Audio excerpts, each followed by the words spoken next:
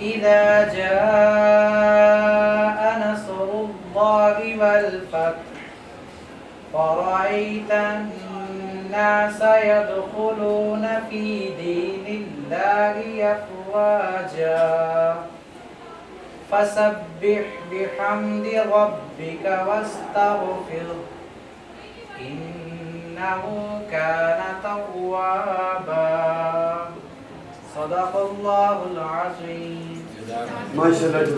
So before starting kicking off the show, let me equate a shorter summary of the seminar that what is going to happen today on the topic of eco-friendly step towards planet. So we all know the fact that the more we do to save our planet, the more we use resources, that will cause a bigger pollution system that's a big concern in today's environment. So let's take a step towards save of planet. So let's put our efforts in the save of life and the saving of planet.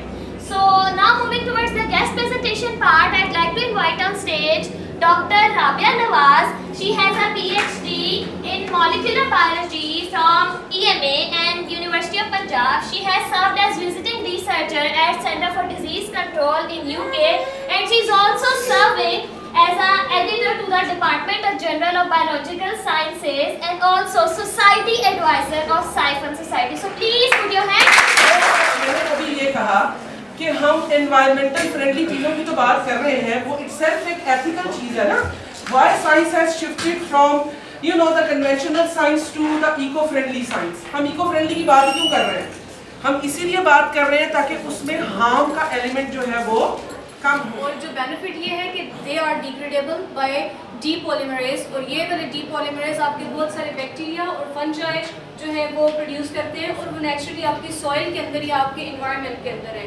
क्योंकि अगर ये जो plastics है normally अगर आप उसको देखो, if dump अगर करते हो अपने सारे जो आपका कचरा या कूड़ा सारा उसको करते हो और बीच में अगर आपकी लेयर आ जाती है एक प्लास्टिक की, तो इट टेक्स अबाउट 50 ईयर्स के वो वाली आपकी जो प्लास्टिक है वो ख़त्म होने में. तो ज़ाहिर है उसके ऊपर जितनी लेयर्स बन रही है उसके ऊपर जितना कुछ है वो डिग्रेड नहीं होगा या डिकम्पोज नहीं होगा.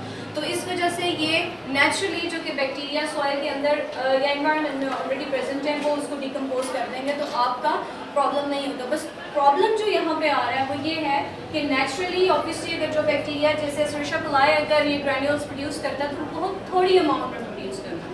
उससे अगर आप कमर्शली पूरे मुल्क की ज़रूरत पूरी करने लगोगे तो it's not technically possible. So you have to modify it, जो कि जेनेटिक इंजीनियरिंग यूज़ करते हैं, GMMs होते हैं जो कि genetically modified micro organisms use करते हैं. तो जेनेटिक मॉडिफिकेशन आ रही है यहाँ पे.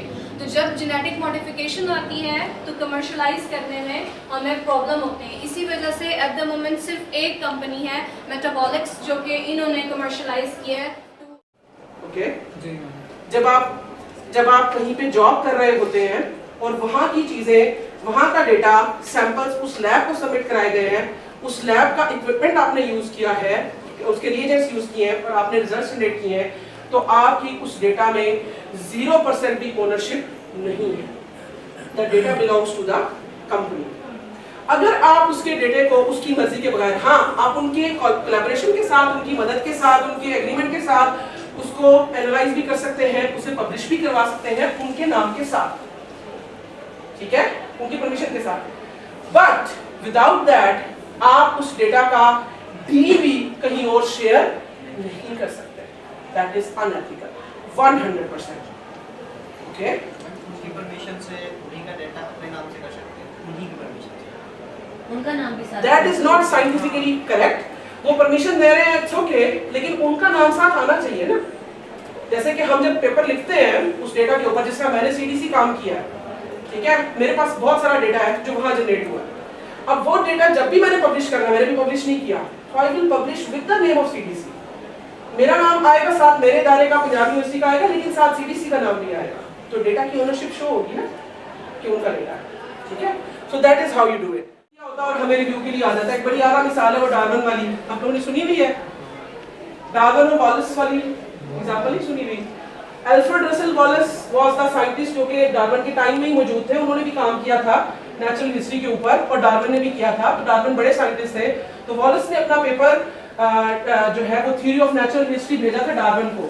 तो it was exactly the same. Catalytical converter लगाए गए हैं एयर पोल्यूटेंट्स को कंट्रोल किया जा रहा है, एग्जॉस्ट लगाए गए हैं, उसमें फिल्टर्स लगाए गए हैं, लेकिन ऐसा कोई हमारे पास इस तरह का कोई इसके ऊपर ड्रॉबैक्स टीम नहीं है जो इसके ऊपर वर्क कर सके, ना तो पाकिस्तान लेवल पे और ना ही हमारे प्राइवेट लेवल पे। अगर प्राइवेट लेवल पे है भी एक दो इंस्टीट्यूट तो वो उस लेवल की वर्किंग नहीं कर रहे जिस लेवल पे उन्हें करनी चाहिए। और जी मैंने भी काफ़ी चीज़ें हमें बताई जो हमारे लिए एडिशनल थी और उन चीज़ों से हमें टैक्स अवॉइड करना चाहिए। और दूसरी चीज़ मैंने भी काफ़ी अच्छा हमें ब्रीफ किया और इको फ्रेंडली किस तरह से हम इन्वायरमेंट को बना सकते हैं और इस तरह से उन चीज़ों को यूटिलाइज कर सकते हैं। और बीइंग अ ह्यूमन और बीइंग अ स्पिरिट स्टूडेंट और बीइंग अ फ्यूचर साइंटिस्ट हमारा ये फ़र्ज़ बनता है कि हम अपने स्टेप पे और अपने एंड पे कुछ ना कुछ इन्वायरमेंट को फ्रेंडली बनाने के लिए अपना किरदार अदा करें।